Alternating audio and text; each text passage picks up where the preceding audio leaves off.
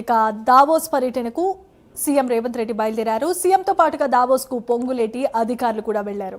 AI, semiconductors, life sciences, green energy ఇలాంటి కీలకమైన రంగాల్లో పెట్టుబడులపై తెలంగాణ ఫోకస్ పెట్టనుంది.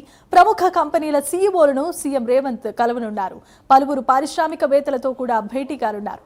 ఫిబ్రవరి 1న తిరిగి హైదరాబాద్ కు చేరుకోనున్నారు సీఎం.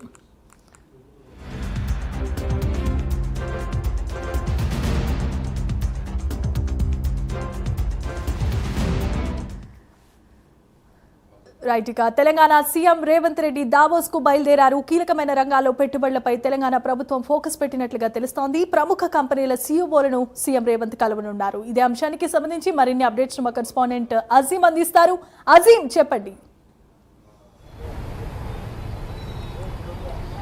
మేడారంలో సమ్మక్క సారక్క తల్లుల దర్శనం చేసుకుని సీఎం రేవంత్ రెడ్డి నేరుగా దావోస్ పర్యటనకు బయలుదేరారు. స్విట్జర్లాండ్లోని దావోస్లో జరుగుతున్నటువంటి ప్రపంచ ఆర్థిక వేదిక వార్షికోత్సవ సమావేశాల్లో సీఎం రేవంత్ రెడ్డి పాల్గొంటారు. సీఎం రేవంత్ రెడ్డితో పాటు సీఎంఓ అధికారులు, పొంగులేటి మంత్రి సుధాకర్ రెడ్డి, అలాగే వీరితో పాటు ఐటీ శాఖకు, పరిశ్రమ శాఖకు సంబంధించినటువంటి అధికారులు, ఇప్పటికే ఐటీ శాఖ మంత్రి శ్రీధర్ బాబు ఇప్పటికే దావోస్లో కూడా ఆల్రెడీ వెళ్ళిపోవడం కూడా జరిగింది. సో ఈ నేపథ్యంలో ఈ సమావేశాల్లో ఈసారి దావోస్ నుంచి కూడా అధిక పెట్టుబడులు తీసుకురావడానికి కూడా ఏదైతే తెలంగాణ ప్రభుత్వం కృషి చేస్తుందని చెప్పి కూడా ఇప్పటికే ఏదైతే సీఎంఓ వర్గాల నుంచి కూడా మనం చూస్తాం. సో మనం చూసాం గతంలో కూడా ఏదైతే దావోస్కి వెళ్ళినప్పుడు ఒకసారి 1,78,000 కోట్లు, అలాగే 3,73,000 కోట్ల వరకు కూడా దావోస్ నుంచి ఏదైతే పెట్టుబడులు తీసుకురావడం కూడా జరిగింది. ఎంఓయూలు కుదుర్చుకొని ఏదైతే ప్రభుత్వం రావడం కూడా జరిగింది. ఇక ఇటీవల జరిగినటువంటి గ్లోబల్ సమ్మిట్లో కూడా మనం చూసాం 7,75,000 కోట్ల వరకు ఏదైతే ఎంఓయూలు కూడా తెలంగాణ ప్రభుత్వం కుదుర్చుకుంది. సో మ్యాక్సిమంగా ఫ్యూచర్ సిటీని ఉద్దేశించి ఈసారి దావోస్లో జరిగేటువంటి పర్యటన ఏదైతే పెద్ద ఎత్తున చర్చకు జరిగేటువంటి అవకాశం ఉంది. ఫ్యూచర్ సిటీలో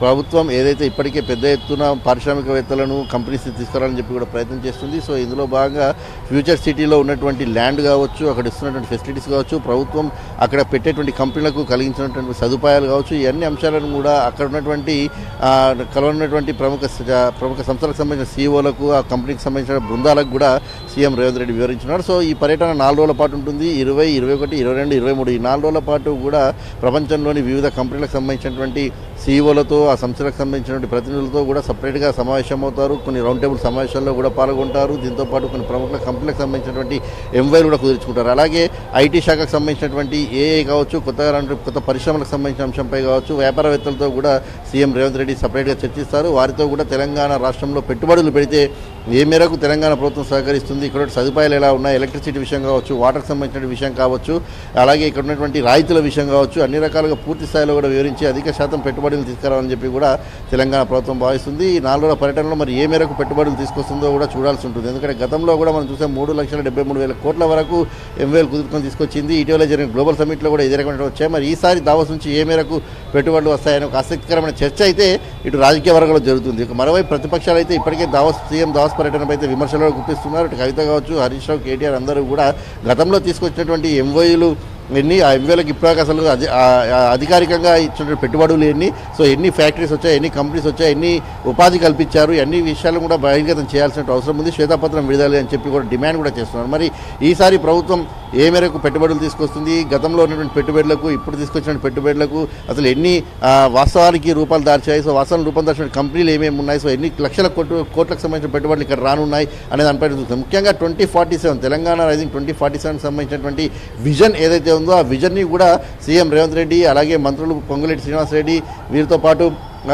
ఏదైతే శ్రీధర్ బాబు వీరందరూ కూడా 2047 విజన్ని కూడా అక్కడ ఏదైతే పూర్తి స్థాయిలో కూడా వివరించినారు. $3 ట్రిలియన్ ఎకానమీ తెలంగాణ టార్గెట్ ఏదైతే ఉందో ఆ టార్గెట్కి సంబంధించినటువంటి పూర్తి స్థాయి ఫోకస్, ఇక్కడ ఉన్నటువంటి ఏర్పాట్లు, ఇక్కడ ఉన్నటువంటి ల్యాండ్ అవైలబిలిటీ, ఇక్కడ ఇస్తున్నటువంటి అన్ని సదుపాయాలను కూడా పూర్తి స్థాయిలో వివరించి తెలంగాణ రైజింగ్ 2047 వరకు $3 ట్రిలియన్ ఎకానమీ తీసుకురావాలని ఒక సంకల్పంతో ముందుకు వెళ్తున్నాం. దానికి సంబంధించినటువంటి అన్ని ఏర్పాట్లు పూర్తి స్థాయిలో కూడా సిద్ధం చేశాం. సో ఖచ్చితంగా ఇక్కడ పెట్టుబడులు పెట్టినట్టయితే పెద్ద ఎత్తున కంపెనీలకు కూడా బాగుంటుంది అనే ఒక పూర్తి స్థాయి అభిప్రాయాన్ని వారికి కలిగించే విధంగా ఆ డిస్కషన్స్లో కూడా వారికి చెప్పాలని చెప్పి కూడా ప్రభుత్వం భావిస్తుంది. మరి చూద్దాం ఏ మేరకు ఈసారి 4 రోజుల పర్యటనలో సీఎం రేవంత్ రెడ్డి, మంత్రులు ఏ మేరకు సంబంధించిన పెట్టుబడులు తీసుకొస్తారు. సో ఈ 4 రోజుల పర్యటన తర్వాత సీఎం రేవంత్ రెడ్డి అటు నుంచి అటు ఏదైతే యూఎస్ వెళ్ళినట్టు కూడా తెలుస్తుంది. యూఎస్ వెళ్ళి తిరిగి ఫిబ్రవరి 1వ తేదీన సీఎం రేవంత్ రెడ్డి తిరిగి ఏదైతే తెలంగాణకు, హైదరాబాద్కు రాను కూడా తెలుస్తుంది.